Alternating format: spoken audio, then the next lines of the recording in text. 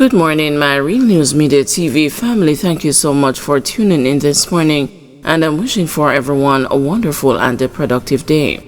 And in the news this morning, police fatal shootings more than double compared to January 2024. The number of people killed in confrontation with the police more than doubled for January 2025 when compared to the similar period in 2024. Following three separate fatal shooting incidents on Thursday, a total of 28 people have been fatally shot by the police since the start of this year, compared with 13 in January 2024. The Independent Commission of Investigations says of the three latest incidents, two occurred in St. Mary and one in St. Catherine. Those killed have been identified as 32-year-old Javon Peart, 21-year-old Kevon Williams, and 27-year-old Joseph Williamson. Indicom says one man was fatally shot in each of the three incidents and a total of 4 firearms recovered. The commission says no body-worn cameras were reported as being issued or worn by the officers in any of the three incidents. It says that the hands of those killed have been swabbed for gunshot residue.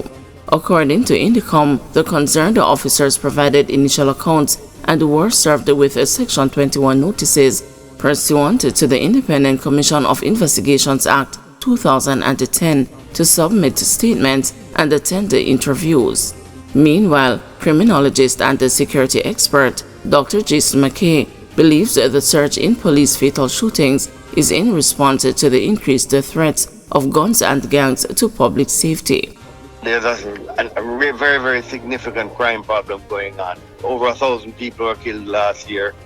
This year, there has been a surge, which the law enforcement is required to combat.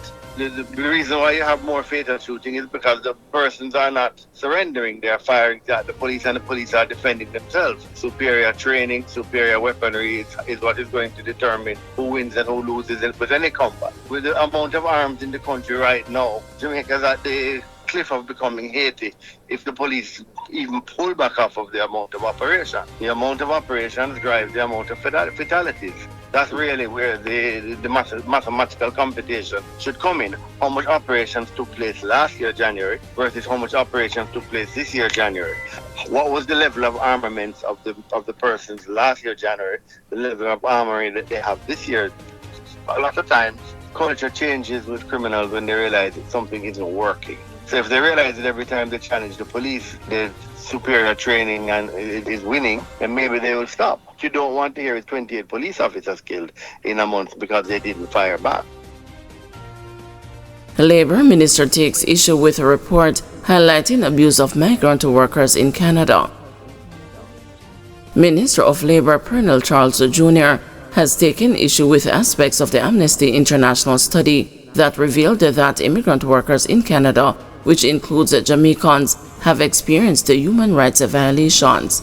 The new report says farm workers also experienced multiple instances of exploitation and hazardous working conditions. The research, conducted between February 2023 and June 2024 with 44 migrant workers from 14 countries, revealed that such abuses are widespread in the Temporary Foreign Workers Program, which annually includes thousands of Jamaican workers. The report said a Canadian employer involved in Jamaica's Seasonal Agricultural Workers Program reportedly used racial slurs to intimidate workers, including threatening to send the Jamaican employees back to the trees where you come from. Noting his concern, Mr. Charles said only 6 Jamaicans were interviewed to form the sample used as the primary basis for the output of the report. I don't even know if the 6 persons are active, inactive. When last they've been on the program, they could be speaking about issues from 2022, from 2006. We don't know. What we do know is that Jamaica has taken several steps to ensure that the program is enhanced and stronger. We have increased the number of liaison offices. We have increased the number of liaison officers. We've increased the number of visits that we have to farms, and all of this has led to positive output, an uptick in the request for Jamaican workers, and a decline in the complaints from Jamaican workers and from the employers. But we should not readily accept and introduce into the narrative around our farm work program any unjustified, unbalanced assessment. And, to me, it just appears that some of these reports are so glaringly unbalanced that we have to question the veracity of it. In the meantime, Mr. Charles is urging farm workers facing challenges to report to them through the available channels. In 2022, the Jamaican government commissioned a fact-finding team to assess the Seasonal Agricultural Workers Program. The team reportedly visited 70 farms over 2 weeks using random sampling to evaluate the conditions. The resulting report indicated that most Jamaican workers were satisfied with their living and working conditions.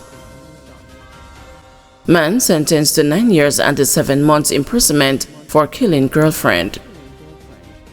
A man who pleaded guilty to manslaughter in relation to the killing of his girlfriend was sentenced to 9 years and 7 months imprisonment on Friday. However, having already served 3 years and 7 months in custody, March Pen Road resident Damian Brown will remain behind the bars for another 6 years. He pleaded guilty in the St. Catherine Circuit Court to killing Shauna Powell of March Pen Road, St. Catherine, after their relationship went sour.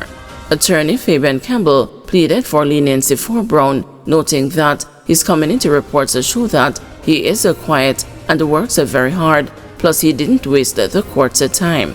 Justice Yvonne Brown, in handing down sentence, told Brown that a message has to be sent for the life of the deceased. She said Brown could have ended the relationship and moved on, but instead his jealous rage resulted in Powell's death. There are too many domestic situations which result in death. The life that you snuffed out cannot be replaced, Justice Brown said. However, she said he would benefit from a sentencing discount, having entered a guilty plea for the lesser charge of manslaughter. The facts of the case are that on October 14, 2020, Brown and Powell had an argument after a vehicle was observed at her gate. The argument got heated, and both parties attacked each other inside her kitchen, during which Powell was chopped on the neck with a machete by Brown. Brown fled the community but was later held by the police. He was charged with murder after he gave a caution statement. Police called in as the annual general meeting of the Association of Local Government Authorities AGM descends into chaos. The police had to be called to quell tempers at the much-anticipated annual general meeting of the Association of Local Government Authorities on Friday morning. Pandemonium erupted minutes after the start of the event being held at the Gulfview Hotel in Mandeville, Manchester. A new president and the vice president are expected to be selected at the meeting, which councillors across the island have complained is long overdue. The news was told that the uproar began a few minutes after prayers were offered and the chairman, Winston Maraj, attempted to move the agenda forward. When the financial report was to have been discussed, most of the members said they had already received that report as well as the president's report, so there was no need for it to be discussed. However, People's National Party councillor Sian Barneswell and several other members objected to that suggestion, insisting the financial report should be discussed since it was issued to members only Thursday night and some members would not have had enough time to go through the report and to question it. This led to an eruption of chaos as members exited their seats and moved towards the platform where Chairman Maraj was seated. In the process, a female councillor snatched the microphone from Mr. Maraj's hand, which led to him receiving bruises. The police were subsequently called in to try and quell the disturbance. Guys, thanks for watching. Please join us this afternoon at 2 p.m. for another news update.